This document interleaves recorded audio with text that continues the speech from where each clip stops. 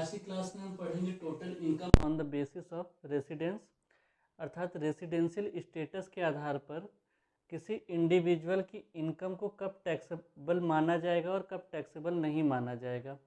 तो हम देखे थे कि रेसिडेंट जो होते हैं वो तीन प्रकार के होते हैं, ordinary resident, not ordinary resident और नॉन रेसिडेंट। यदि कोई व्यक्ति जो कि इनकम भारत में कर रहा है, income earn in India and receive in India, यदि कोई व्यक्ति जो कि भारत में ही कमा रहा है, चाहे वो बिजनेस हो, प्रोफेशन हो या किसी भी मेथड से इनकम कर रहा है इंडिया में, और उसका जो कंसिडरेशन है, प्रतिफल है, वो वहीं रिसीव कर रहा है, तो वो चाहे ऑर्डिनरी रेसिडेंट हो या नॉट ऑर्डिनरी रेसिडेंट हो या नॉन रेसिडेंट हो, तीनों ही स्थिति में टैक्सेबल होगा। ये राइट का निशान टैक्सेबिलिटी को दर्शा रहा है। और सेकेंड कंडीशन है कि income not earn in India, not earn in India but receive in India, मतलब यदि कोई व्यक्ति इंडिया में कमाया तो नहीं है लेकिन रिसीव इंडिया में कर रहा है, तो वो चाहे ऑर्डिनरी रेसिडेंट हो, नॉट ऑर्डिनरी रेसिडेंट हो या नॉन रेसिडेंट हो, तीनों ही स्थिति में टैक्सेबल होगा उसकी इनकम। फिर तीसरा कंडीशन है income earn in India but not received in India, यदि कोई व्यक्ति भारत में कमा रहा है लेकिन उसका कंसिडरेशन हो गया भारत के बाहर, भारत के बाहर कर रहा है, चाहे नेपाल में, भूटान में या कहीं और देश में रह रहा है और यहाँ इनकम कर रहा है और रिसीव भारत के बाहर कर रहा है, तो तीनों ही स्थिति में तब भी आएगा, टैक्सेबल होगा, चाहे ऑर्डिनरी रेसिडेंट कहलाए या नॉन रेसिडेंट कहलाए, तीनों ही स्थिति में उसकी इनकम टैक्सेबल होगी यहाँ। फिर चौथा कंडीशन है, इसको इस चौथे कंडीशन को तीन सब कंडीशन में बांट दिया गया है। जैसे इनकम, इस स्थिति में income not earn in India and not receive in India, ना तो इंडिया में कमाया है ना ही इंडिया में रिसीव कर रहा है, तो इसमें सब कंडीशन जो हैं, तो पहला कंडीशन है business and profession control from India, ना इंडिया में कमा रहा है ना इंडिया में रिसीव कर रहा है, लेकिन वो जो बिजनेस या प्रोफेशन है वो इंडिया से कंट्रोल हो रहा है, तो ऐसी स्थिति में ऑर्डिनरी रेसिडेंट्स में टैक्सेबल होगी उसकी इनकम और नॉट ऑर्डिनरी रेसिडेंट्स में इनकम टैक्सेबल होगी, नॉन रेसिडेंट्स में ऐसी इनकम नहीं आएगी। फिर बी नंबर में है इनकम ना तो इंडिया में अर्न कर रहा है ना ही रिसीव कर रहा है और तीसरा कंट्रोल भी इंडिया से नहीं है उस बिजनेस का, तो फिर केवल रेसिडेंट, ऑर्डिनरी रेसिडेंट की स्थिति में उसकी इनकम टैक्सेबल होगी, नॉट ऑर्डिनरी और नॉन रेसिडेंट की स्थिति में उसकी इनकम टैक्सेबल नहीं होगी। फिर तीसरा कंडीशन है कि पास्ट अनटैक्स्ड फॉरेन इनकम, यदि कोई पास्ट की बिना कर लगी हुई आय भारत में लेकर के आया गया है और तो वो किसी भी स्थिति में टैक्सेबल नहीं होगी। तो आ रहा समझ में? फिर से रिपीट कर रहा हूँ कि income earn in India and receive in India, income earn किया है भारत में और रिसीव भी भारत में कर रहा है, तीनों ही स्थिति में, ऑर्डिनरी हो, नॉट ऑर्डिनरी हो, नॉन रेसिडेंट हो, तीनों ही स्थिति में टैक्सेबल होगा। दूसरा कंडीशन है इनकम भारत में नहीं कमाया गया है लेकिन भारत में रिसीव कर रहा है, तो भी तीनों ही स्थिति में, ऑर्डिनरी, नॉट ऑर्डिनरी और नॉन रेसिडेंट, तीनों ही स्थिति में टैक्सेबल होगा।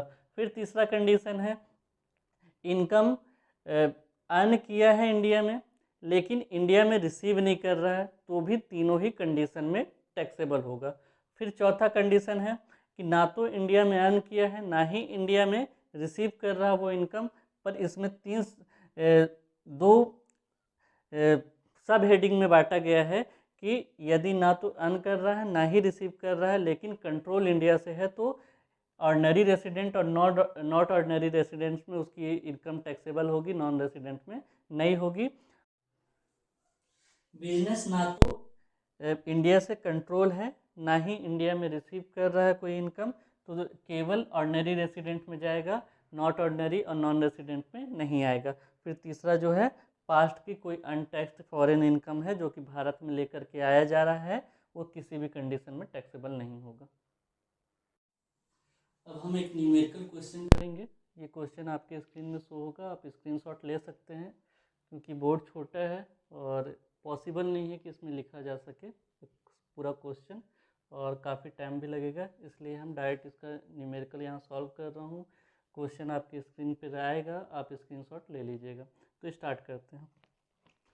यहाँ पास लिखा है कि income from agriculture in Pakistan, Pakistan के एग्रीकल्चर से इनकम हुआ है। तो मैंने बताया था कि यदि कोई इनकम भारत के बाहर की गई हो और भारत के बाहर ही रिसीव हो रहा है, क्योंकि यहाँ पास बोल रहा है income from agriculture in Pakistan, ये नहीं बताया गया है कि कंट्रोल इंडिया से है कि इंडिया में रिसीव हो रहा है। तो हम यही माना जाएगा कि इनकम पाकिस्तान में हो रहा है और पाकिस्तान में ही रिसीव कर रहा है और कंट्रोल भी पाकिस्तान से ही होगा। तो केवल ऑर्डिनरी रेसिडेंट की कंडीशन में ये टैक्सेबल होगा।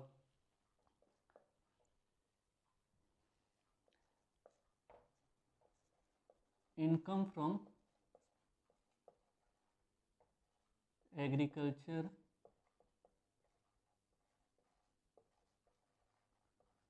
इन पाकिस्तान कितना है? 30,000 रुपये। ऑर्डिनरी रेसिडेंट की स्थिति में बस ये टैक्सेबल होगा, नॉट ऑर्डिनरी रेसिडेंट और नॉन रेसिडेंट की स्थिति में टैक्सेबल नहीं होगा। फिर दूसरा बोल रहा है salary receive in India but the service were rendered in Iraq. Salary जो है इंडिया में रिसीव कर रहा है लेकिन जो सर्विस है वो इराक में दे रहा है। तो इसमें मैंने बताया था कि कोई पर्सन यदि इंडिया के बाहर अर्न कर रहा है लेकिन इनकम जो है रिसीव इंडिया में कर रहा है, तो तीनों ही स्थिति में टैक्सेबल होगा। तो दूसरा है सैलरी रिसीव्ड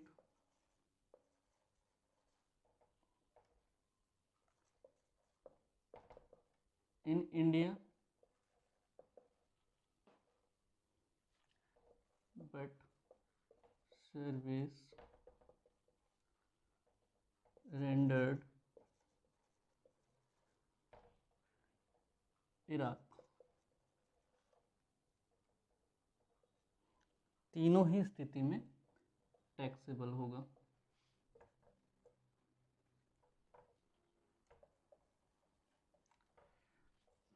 फिर तीसरा है income from a business carried on India. India में एक बिजनेस चलाया जा रहा है और वहीं से इनकम हो रही है, तो इंडिया में ही रिसीव हो रहा है, इनकम भी इंडिया में ही हो रही है और रिसीव भी इंडिया में हो रहा है। तो ये भी तीनों ही कंडीशन में आएगा।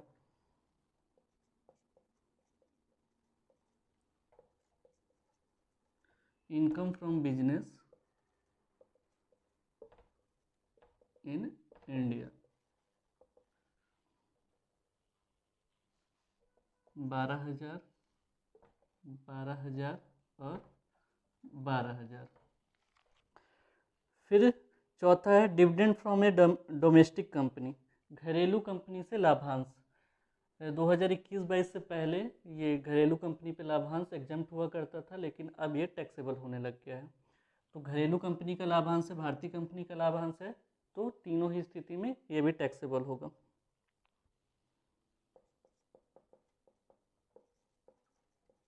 Dividend from a domestic company 2,000 रुपये।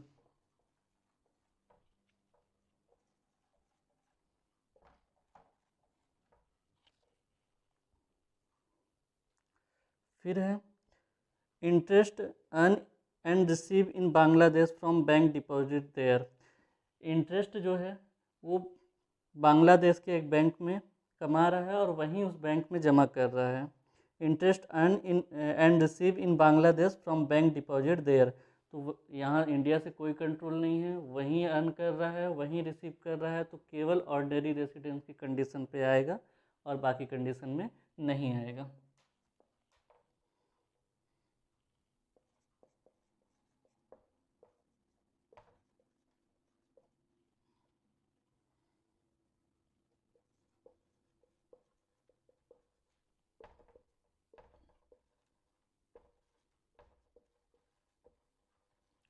Interest on bank deposit in Bangladesh 6,000 रुपये।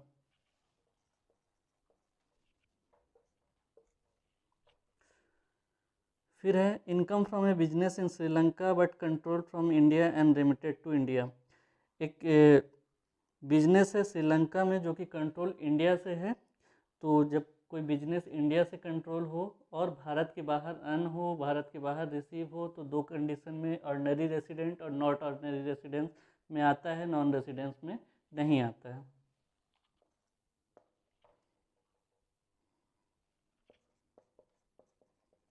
Income from a business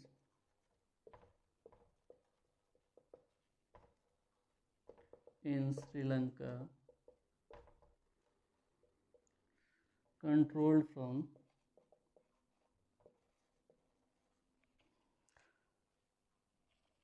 India 14,000।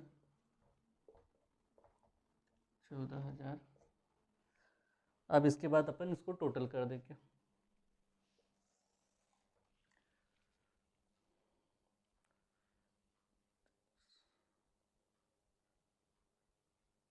42, 54, 60, 74, 76,000।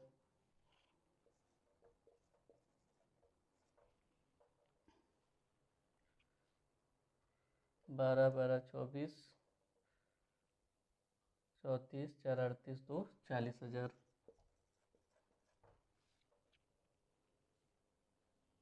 ये 26,000 रुपये। ये आ गया आपका ग्रॉस टोटल इनकम।